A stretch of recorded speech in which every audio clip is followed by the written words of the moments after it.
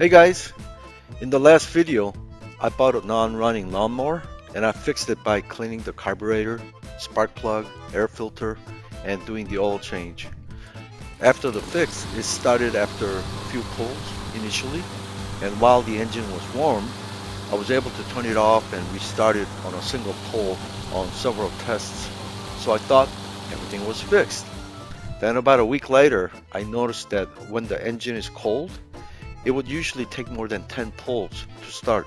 So this time I'm going to try to fix it so that it starts on 1 or 2 pulls reliably, even when the engine is cold.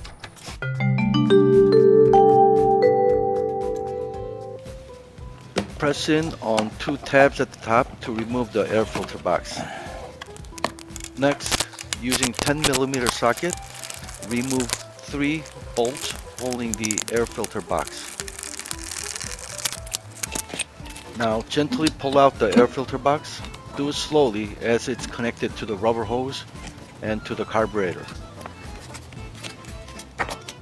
Next, remove one more 10mm bolt, and at this time start keeping track of all the gaskets and handle them carefully so that they can be reused. Now remove the rubber fuel line. Note that this is on there pretty tight so that it doesn't leak fuel. I used the flathead screwdriver to push the hose away from the carburetor to get started, and then just pulled it out. Now disconnect the rod governor and throttle return spring at the top of the carburetor. Remove the 10mm bolt on the bottom of the carburetor. Now have some rag ready, as you'll have some fuel that will spill out.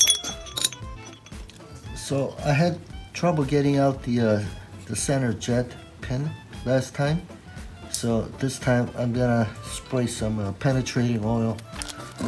Use a small thin screwdriver to remove the screw that's holding the center jet pin.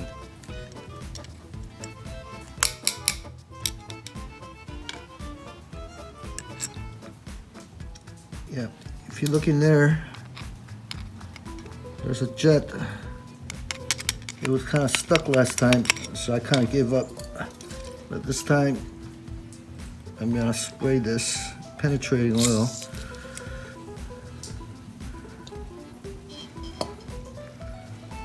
I use this a lot with the car repairs and it works really good, so let's see if it helps.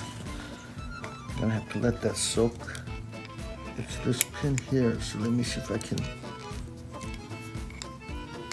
push it down. Okay, so I'm able to get it to push down. Let me see how I can get this out.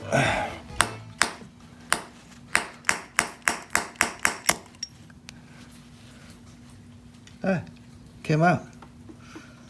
All right, so let's take a look. Yeah, last time I couldn't get it out, so I couldn't get it cleaned, but you can see it's still got a lot of varnish in there, and some of the tiny holes here is completely clogged. So let me go clean this.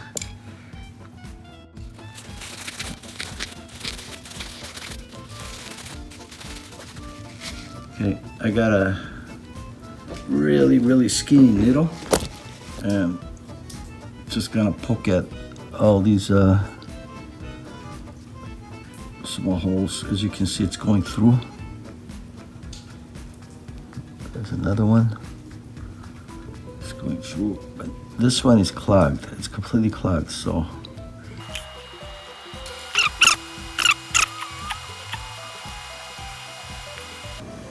And this one is good, I know, because the needle goes through. I use the larger needle to already clean the inside of that one, so it's the small ones I gotta open up.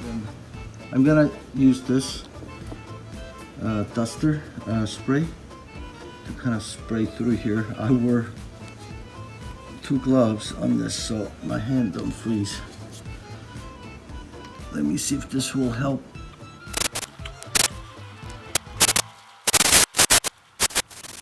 I think it's pretty clean now. I can see through that hole. and it's hard for you guys, but I can see through the holes there. I can still see some varnish in this hole, so I'm gonna clean that up.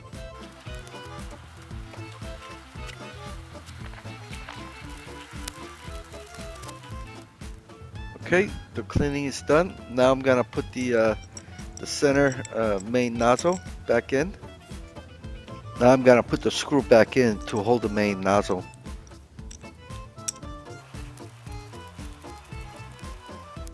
To be honest, I don't know how far this should screw in. I just screwed in, you know, as much as it'll go, you know, without like over tightening it. And that yellow thing that's sticking out, that's the pin. It was out about that much before, so this is not super accurate, but Not sure what happened, but I stripped one of the bolt on the top cover, so I had to kind of figure out how to remove that. First, I tried the chisel method in hopes of breaking the nut, but that didn't work. Then I tried the Dremel saw, and that didn't work either. Now the nut is all mangled up. So then I bought one of the nut cracker, and that was too big to fit into that space, so that didn't work. I was finally able to cut the nut and the bolt off using the reciprocate saw. okay, so I got the replacement screw and the nut. Actually, I was quite impressed. When I order from Amazon, you know, there's a lot of items that we get it pretty much overnight. From Parts Pack, I ordered it from eBay, and this one came within about 4 or 5 days, so that was still pretty good. As you can see, the bolt was 59 cents, and I can't believe this tiny nut, flange nut, is $2, and shipping is $7.28. I guess they gotta make some profit. So total, I paid $11.40. Sorry, I forgot to hit the recording button. Basically, I replaced the long bolt that I had to cut off, and by doing so, I disturbed the air gap of the coil. So I had to spin around the flywheel until the magnet portion aligned with the coil, and I used a business card to set the gap.